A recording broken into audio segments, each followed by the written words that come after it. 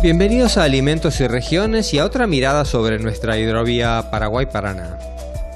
El río fluye manso a lo largo de su cauce, que si bien es amplio y generoso, siempre requiere algunos estudios y mantenimiento esmerado para navegar con seguridad. El dragado fue el aspecto técnico y físico gran desencadenante de esa explosión agroindustrial que permitió volver competitiva a una gran zona del país. Si bien de Santa Fe al sur es propiamente una hidrovía, hacia el norte hay mucho por hacer para obtener la seguridad de navegación que se reclama. Para conocer cómo es la tarea del dragado, nos embarcamos cerca de Corrientes en la lancha hidrográfica de N67 al mando de su capitán Matías Alé. Hace de soporte a la draga de la empresa belga Jan de Nul. Su misión es recorrer el lecho para estudiar dónde es conveniente la remoción del limo y corregir el canal de navegación, además de aprovisionar la draga permanentemente. El río Paraná es un curso de río, tiene una morfología muy dinámica y sí cambia porque genera bancos de arena, los denominados bancos de arena que cambian de lugar según la altura del río también. Tiene una morfología muy dinámica el río Paraná. Y esa es la ecosonda, la cual mapea, grafica en un papel el relevamiento. Y ese es el programa con cual navega la lancha y es el programa que hace las mediciones. Para el estudio bajan una sonda al lecho y comienzan a enviar los datos para el mapeo. Sí, el aparato que recién bajamos es el traductor, que trabaja como un sonar. El mapeo es con sonido. Y traduce la información al programa con el que hacemos el relevamiento. Con toda la información adquirida nos fuimos acercando a la draga Albert Núñez Cabeza de Vaca en plena labor. Es un equipo que puede realizar diversos tipos de trabajo en posiciones diferentes, incluso hacia adelante depositando la arena, haciendo playa o relleno como las que se han visto en las playas de las costas de Kuwait y en Holanda. En la sala de mando está todo lo necesario para el trabajo, desde las computadoras que reciben la información de la lancha en que vinimos, los controles de todos los pasos, la parte administrativa, todo en una visión de 360 grados. Un vaquiano argentino es necesario siempre para comprender las características del río. El río sí, te cambia mucho, especialmente puede decir de Santa Fe para arriba, para Corrientes. Te cambia mucho por el corriente y banco que crece, te cambia por cada 6 semanas, puedes decir que hay un cambio de la ruta, de mucho arena y te cambia muy rápido.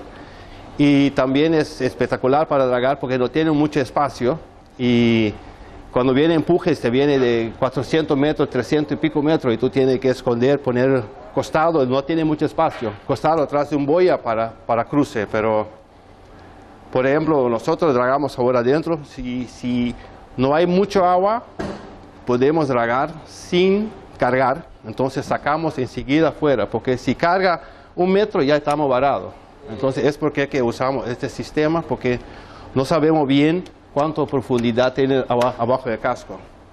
Entonces es porque es importante que la lancha está haciendo todo el tiempo el relevamiento y traiga los datos a bordo.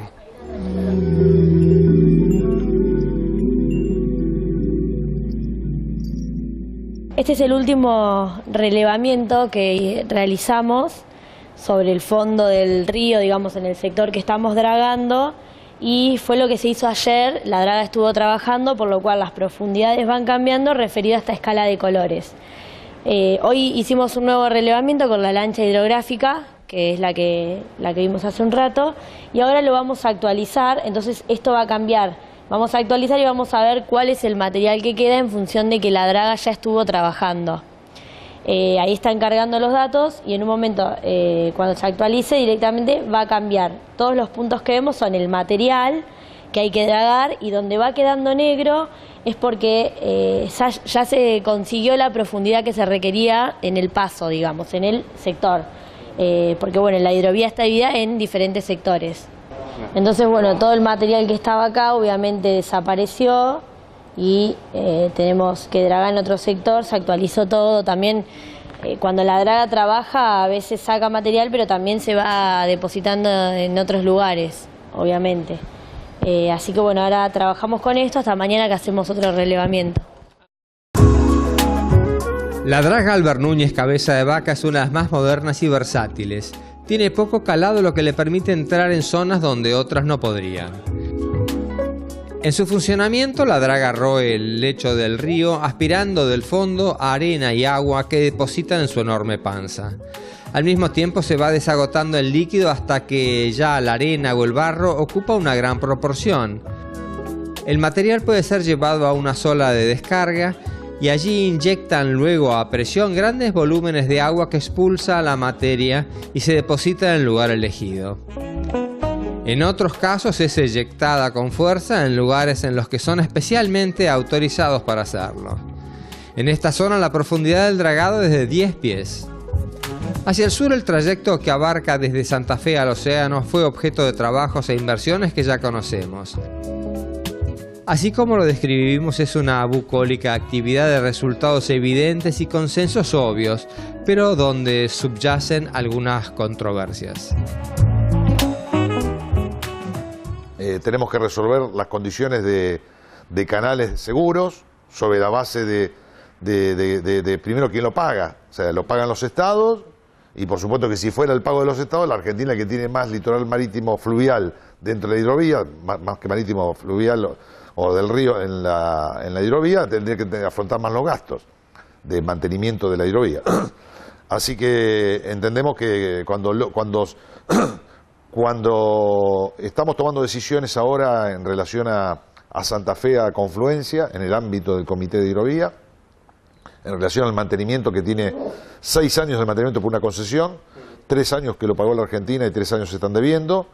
Estamos tratando de renegociar las tarifas y fundamentalmente trasladar este servicio y beneficio a la flota que navegan tanto paraguaya, boliviana, brasilera o argentina dentro de la hidrovía, o uruguaya, a un peaje que estamos acordando. Estamos en el ámbito, denunciado en el ámbito del comité, trabajando en el ámbito de los usuarios y finalmente vamos a estar de acuerdo seguramente en imponer la respuesta del desarrollo que necesita. O sea, el desarrollo significa profundidad, ancho de solera, que asegure la navegación de barcazas tipo Mississippi, los displays de profundidad, desde el origen de la producción o del puerto origen de la producción hasta la salida del Río de la Plata. Esto es lo que nos involucra. Así como el vecino debe limpiar su vereda y no esperar que sea el transeúnte que camina quien deba limpiarla, suena lógico que cada país se haga cargo del dragado del lecho que le pertenece. Si las riberas se enfrentan a 2 estados, el dragado suena lógico también que sea pagado en forma proporcional. Nos acordamos del Rin y allí cada uno es consciente de los beneficios del río que kilómetro a kilómetro va bendiciendo sus costas, abriendo posibilidades de producción, logística y toda clase de servicios.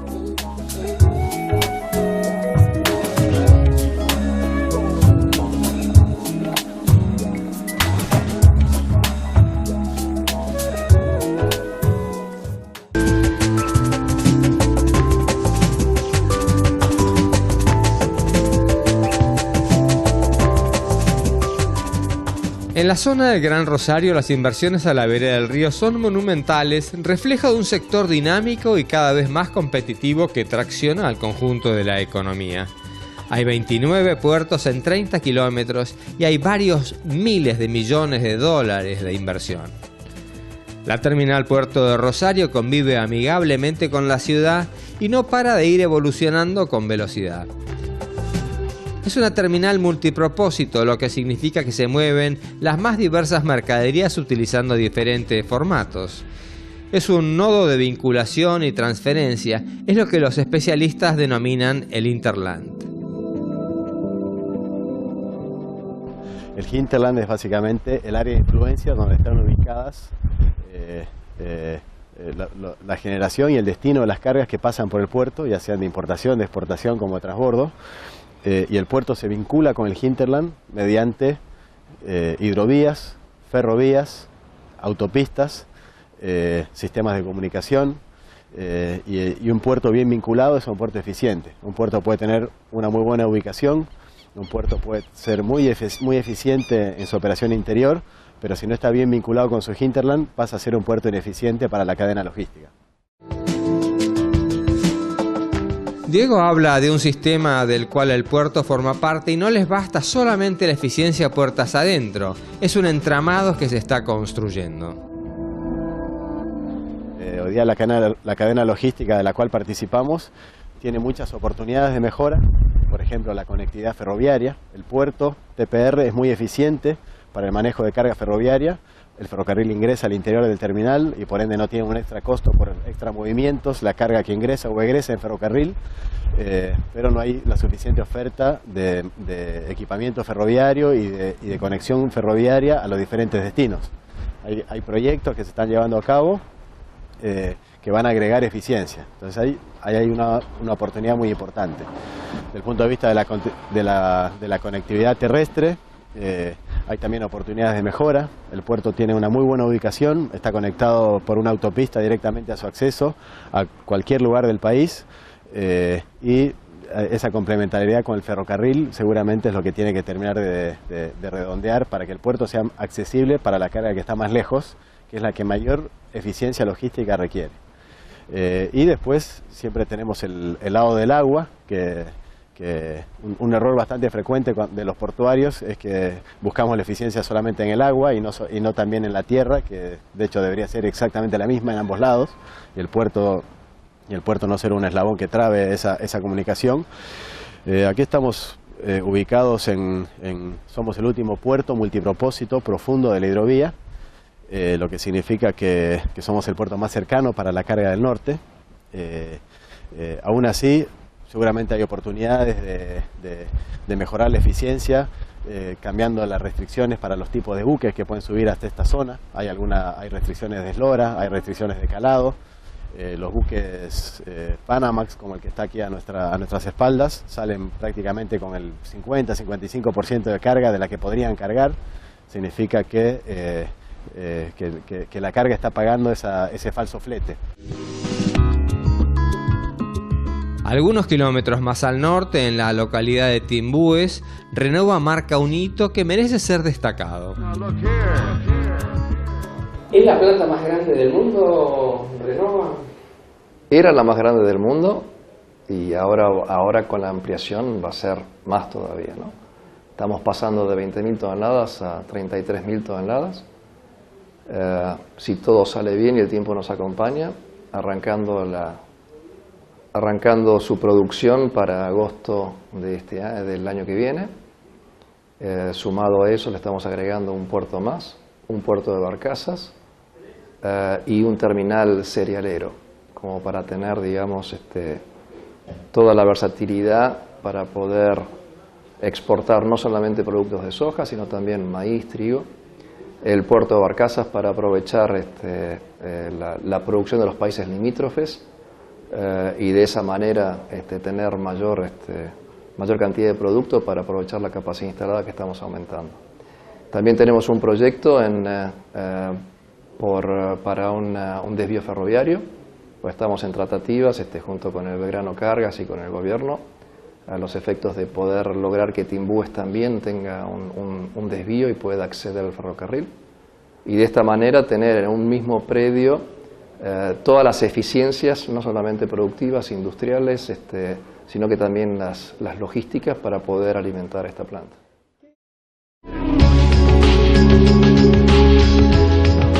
Alimentar esta planta implica forzar la imaginación. Cuando esté finalizada el año próximo la ampliación, estarán descargando 2.000 camiones por día que representan la producción de 20.000 hectáreas de soja por día. De esa soja saldrá fibra, harina de alta proteína, el aceite y la lecitina que se utiliza para las emulsiones. El aceite que puede destinarse al consumo humano o al biodiesel que también se procesa en Renova y del que se obtiene también la glicerina. El ímpetu es vigoroso y los proyectos se acumulan en un desafío virtuoso en busca de bajar los costos. si pensamos que van a existir los 160 millones de toneladas, necesitamos que tener más puertos, tener un río que pueda transportar lo más posible, que sea ágil, que sea eficiente y que fundamentalmente que los costos sean los más bajos posibles y los más eficientes. Esta planta me animo a decir que es una planta como otras en la Argentina de las más eficientes del mundo. Ahora, para que toda esta eficiencia se pueda traducir de punta a punta, necesitamos que todo lo que está alrededor de la planta sea eficiente. Llámese la logística, el hecho del ferrocarril, el desarrollo del ferrocarril es imperativo, el desarrollo de la hidrovía suma y mucho, es una ficha muy importante que tenemos que desarrollar. Solamente entre el ferrocarril y barcazas se mueve el 16% de los productos en Argentina, lo cual es en un país tan largo, digamos, es inconcebible, digamos, que largas distancias se muevan por camión. Y después eso, digamos, sería de la fábrica hacia el interior. Y de la fábrica hacia el exterior, todo lo que sea, lo que está trabajando este gobierno en tratar de bajar los costos portuarios, llámese costos de practicaje, llámese costos de dragado, estiva, organismos también públicos, todo eso permite que el producto, o sea, que la misma eficiencia que tienen las plantas argentinas se puedan traducir en llegar a un destino con la misma eficiencia. O sea, que Argentina sea más competitiva aún en el mundo. Y eso tarde o temprano termina generando mayor producción y mayor riqueza.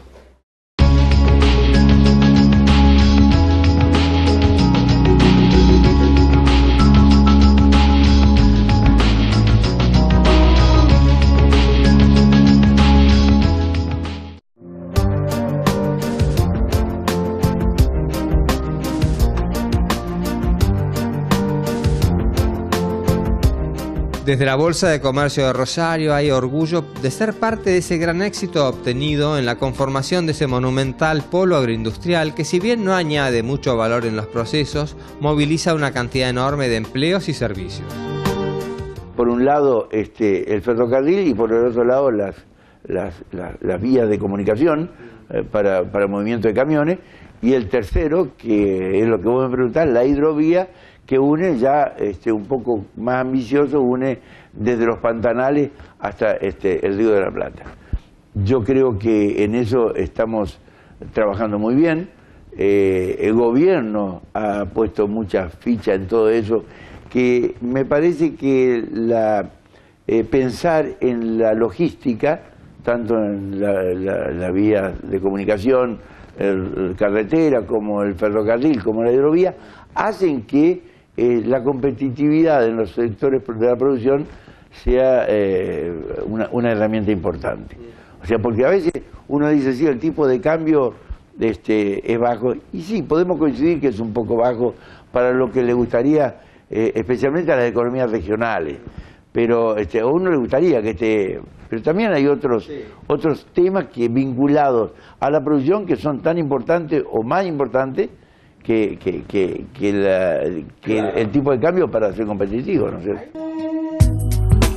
Hay que acercar la producción a las terminales, pero también hay que generar valor agregado en origen, si no, no habríamos cambiado nada de aquel concepto colonial y sería ahora el puerto de Rosario el embudo como lo fue el puerto de Buenos Aires.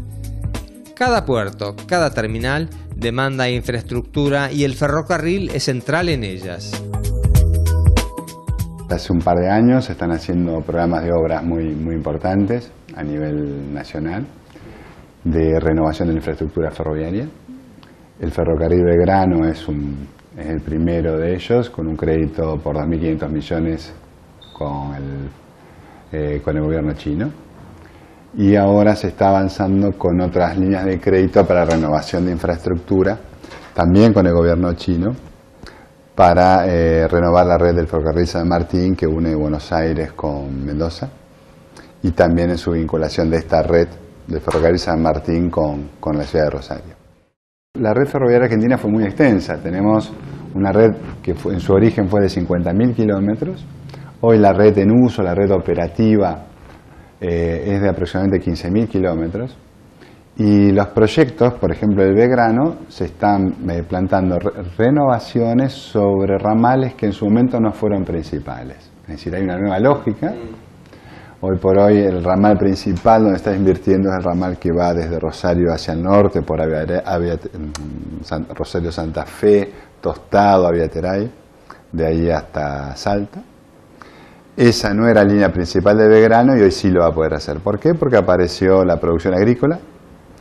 Y estos ramales a su vez tienen unas ciertas características operativas como ser sectores de baja pendiente y demás que hacen que sean mucho mejores que los antiguos ramales que se utilizaban entre Córdoba y Tucumán y de Córdoba a Rosario, porque tienen menores pendientes y por lo tanto con el mismo esfuerzo se transportan muchas más toneladas, 4 o 5 veces más toneladas. El gobierno está focalizándose muy bien en darse cuenta que para desarrollar las zonas más marginales y más pobres de la Argentina, que son las del norte, hay que cambiar el sistema logístico. Moviendo la mercadería de tan lejos con camiones es imposible competir.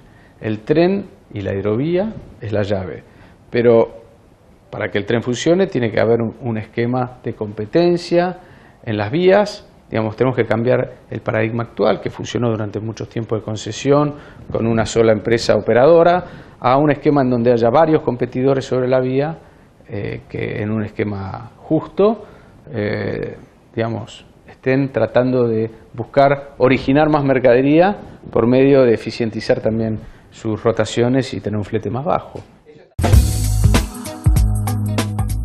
Esto ya tiene ley, la 27.132 del acceso abierto ferroviario o Open Access, y confunde un poco su lentitud para la reglamentación si consideramos que el tema genera pérdidas enormes diariamente en el país. Las experiencias en muchos lugares del mundo demuestran la efectividad del sistema. En Alemania se transportan en alrededor de 300 millones de toneladas por ferrocarril de carga. En Argentina estamos en 20. Y hay 400 empresas privadas. Es decir, hay pequeñas operadoras. Nosotros tuvimos oportunidad de recorrer Alemania y estar con empresas estatales y también con pequeños operadores con oficinas de 30 personas, las cuales con una forma muy ágil transportaban 1,5 millones de toneladas, ¿sí? Y además tenían un negocio de barcaza, es decir, empresas de logística. Pero bueno, eso sería el desarrollo máximo del sistema, donde aparecerían empresas que alquilan el material rodante, locomotoras con conductores. Bueno, hay todo un sistema que facilita la aparición de nuevos operadores y el transporte, ¿no? Alejandro remarca los beneficios que el productor recibió por la hidrovía Paraguay-Paraná y ve en la prestación del servicio ferroviario el mismo beneficio, y no tenemos la menor duda de que sería así. Es un proceso lento que habría que comenzarlo ya. La oportunidad de que se puedan organizar nuevas empresas ferroviarias que por supuesto tienen que cumplir con toda una normativa y capacidad. Esta oportunidad de... Hay muchos negocios que a grandes grupos pueden no interesarles o pueden ser no convenientes, y ahí empiezan a aparecer distintas modalidades que se dan en distintos países en función del sistema que tengan. Por ejemplo, en Estados Unidos existen las shoreline, ¿sí? Estados Unidos tiene un sistema, como ustedes saben, los ferrocarriles en Estados Unidos son privados, son dueños de la infraestructura, empresas privadas, no es como en Argentina que el dueño de la infraestructura es el Estado Nacional, y aparecen no solo las líneas principales, sino pequeñas líneas que no son de relevancia o de importancia económica para las grandes empresas ferroviarias, que son administradas hasta por familias. Eso que hace que el ferrocarril tenga una cantidad de lugares de alimentación, ese ferrocarril grande, que a su vez que va tomando todas las cargas que se generan en esta shoreline. Lo mismo pasa dentro de un sistema de Open Access, donde el Estado administra la infraestructura, hay grandes empresas, pero empiezan a aparecer nichos y oportunidades que son asumidas y tomadas por pequeñas empresas que bajo distintos criterios se van sumando.